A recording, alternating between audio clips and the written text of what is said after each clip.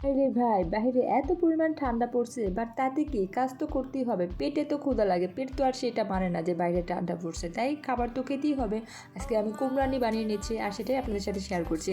আমি খুব ভালো একটা কুমড়া নিয়েছি আর কুমড়াটা খুব ভালো করে সুন্দর করে ফ্রেশ করে ধুয়ে কেটে এর সাথে সামান্য একটু লবণ আর একটু মরিচের গুঁড়া খুব ভালো করে মাখিয়ে নিয়েছি।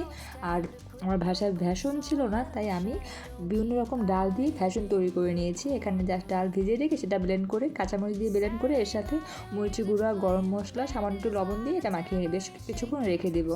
আপনার বাসায় ভেষণ না থাকলে আপনি চাইলে এভাবে ভেষণ বাসায় তৈরি করে নিতে পারেন। কাঁচামরিচ একটু ব্লেন্ড করে দিলে ওই বেসনটা খেতে খুব ভালো লাগে। এরপর আমি একদম সিম্পল কুমড়ানিগুলো ভেজে নিব।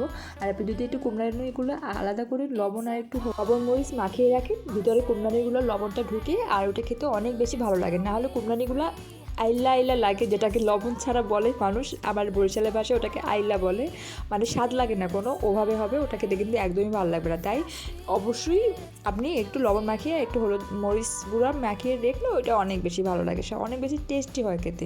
তো নিবু জালে আমি কুমড়ানিগুলো ভেজে নিচ্ছি। আর আপনাদের কার কার কুমড়ানি খেতে ভালো লাগে অবশ্যই কমেন্ট করে জানাবেন। আমাদের তো প্রথম প্রথম অত বেশি ভালো লাগতো না, এখন তো বেশ ভালো লাগে। একটু মিষ্টি মিষ্টি, অনেকটা ঝাল, বেশ একটা অন্যরকম ফ্লেভার, খেতে ভালোই লাগে।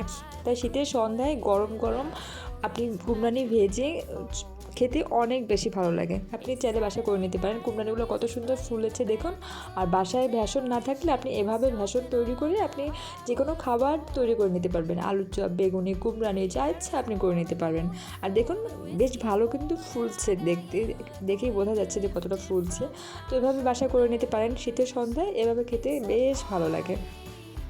সাথে একটু সস দিয়ে কুমড়ানিগুলো জাস্ট অসাধারণ লাগতেছিল।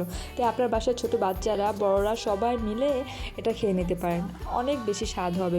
আমার আমার আমার খুব ভালো লাগছে, আশা করি আপনাদেরও অনেক বেশি ভালো লাগবে। তো এখন খেয়ে নিচ্ছি, এটা ঝাল ঝাল সসের সাথে এত বেশি ভালো লাগতেছিল, খুবই খুবই খুবই মজা লাগতেছিল খেতে।